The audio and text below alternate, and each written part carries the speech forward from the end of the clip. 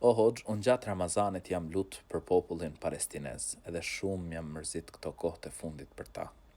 Çdo njeri, çdo musliman, çdo njeri që ka ndjenja njerëzore, mërzitet dhe piklohet për ato pamje, pra që shohim ose që shfaqen rrjetet sociale.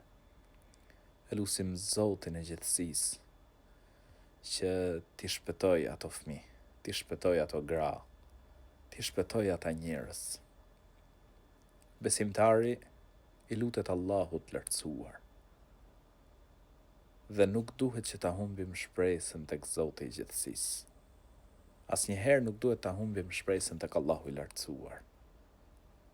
Zoti i gjithësisë boft rrugdalje për ta.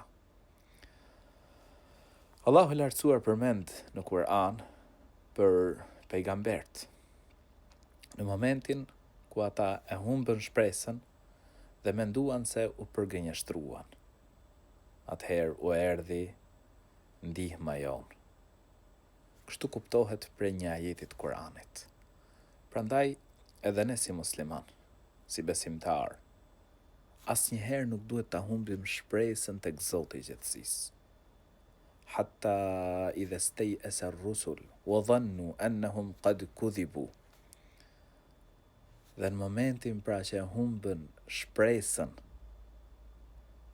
profetët dhe menduan se ata u përgënjeshtruan, u erdhi atyre ndihma jonë. Kështu thot Allahu i lartësuar në Kur'an.